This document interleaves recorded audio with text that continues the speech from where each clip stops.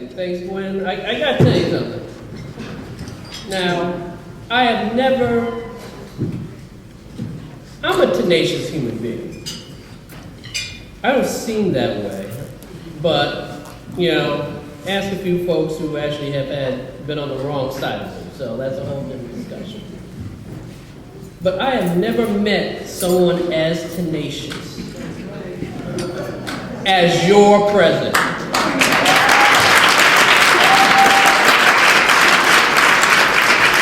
I gotta tell you, I mean, she cornered me at the Education Trust Gala. I was like, I'm talking to Ellen Wynn, who's right over here from the Education Equality Project, who's doing some great work. Let's give her some applause as well. And I gotta tell you, I mean, Gwen just said, I gotta get you for a speech. I gotta get you to come down here for our Building Blocks of Educational Excellence event. I'm going, okay, sure, because you know, I hear this 99.9. And like, okay, you know, 1% of the time things actually do happen. I was like, okay, if it happens, that's great. I look at my email box on Saturday morning. This is a Thursday. The Thursday I meet up. Saturday morning, I'm sitting here looking at my email box. Now that's tenacity. And I gotta tell you, I talk about this concept called parent power. Didn't originate with me. I gotta give credit to Howard Fuller,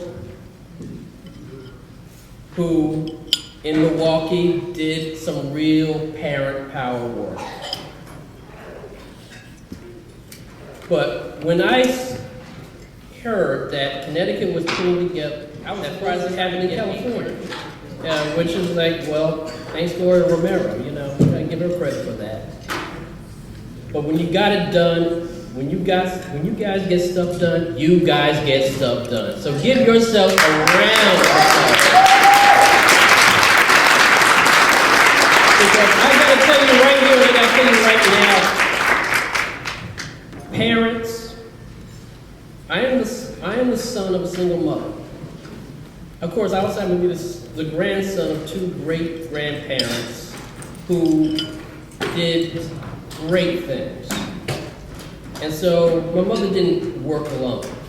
But I gotta tell you, I was a handful as a kid. Oh man, believe me, if I went through my whole story, you'd be going, well, why are you standing here? I gotta tell you, my mother had a hard time navigating through the public education system in New York City. And I was a public ed student in New York City back when there were guys named Quinones and Alvarado running the show. Before there was a Joe Klein, before there was even a Giuliani, back when New York, when there was a whole bunch, when riding the subway was an actual adventure and not for any good reason. And so parents out there have a hard time negotiating this system. And I gotta tell you, any tool that you can put in the hands of parents, in the hands of caregivers, in the hands of grandparents, to go out there and make change, I'm gonna tell you, that's important. That is the next step towards actually making things happen. Because we need a revolution, not an evolution, in American public education.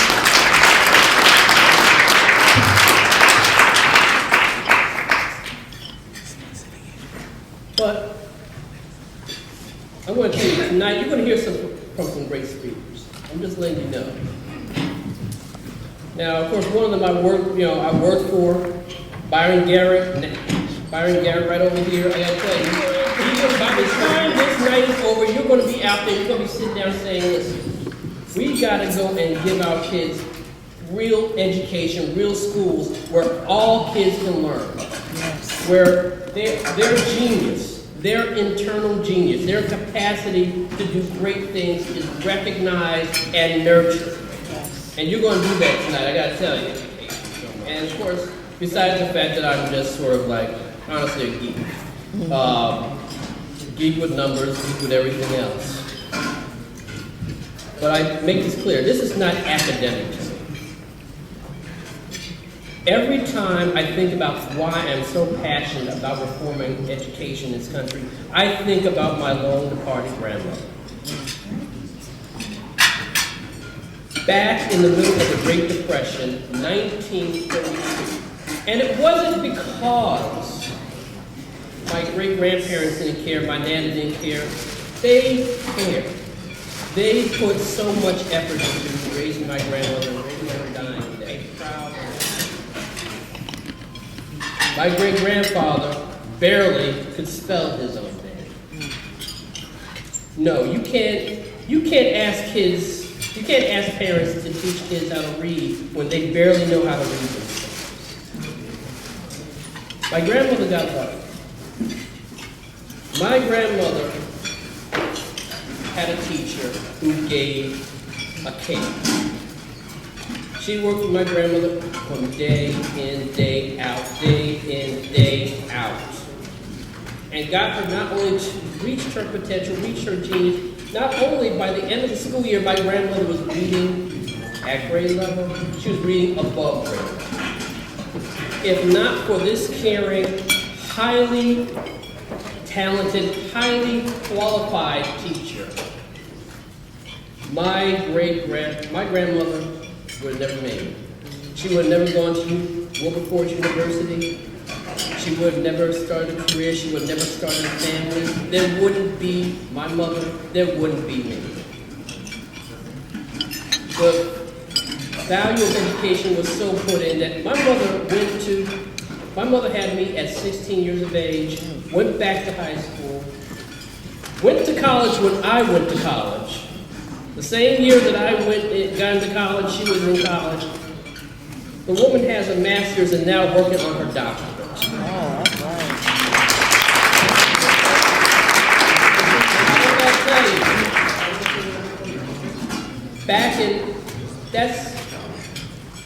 I think about that and I think about how lucky she was. She was lucky because she could have easily had a teacher that didn't care, or a teacher that may have cared but didn't know what to do. Didn't know how to teach, could not do the job. And back then it didn't matter, in all due honesty, whether you had a high quality education because, hey, you dropped out of school, you get a factory job, you can do anything. You could at some point make a nice life for yourself. We didn't know how to measure the quality of teaching. We didn't know how to measure the quality of schools. We didn't know how to measure the quality of anything in education. But I gotta tell you, that world has changed.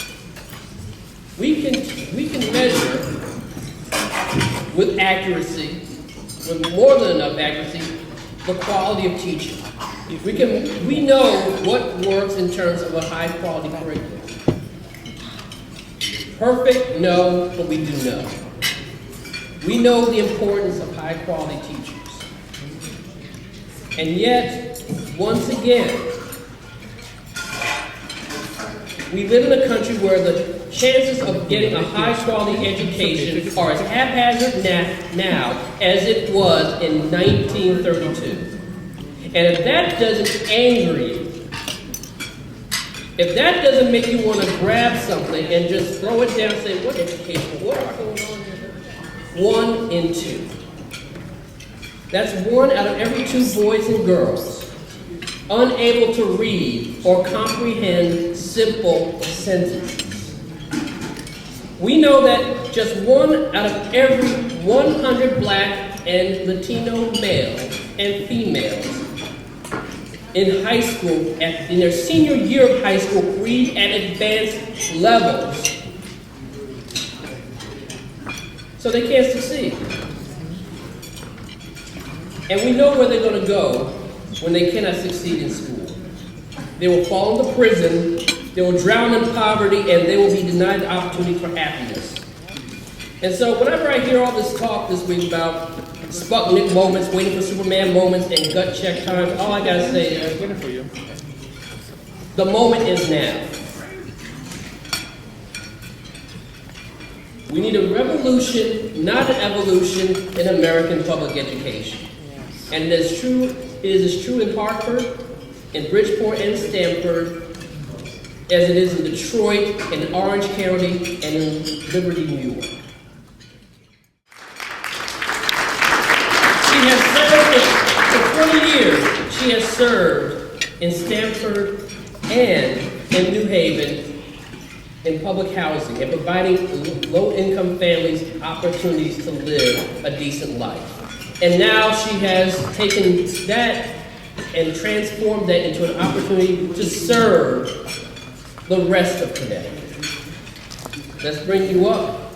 Representative Miller, come on up here.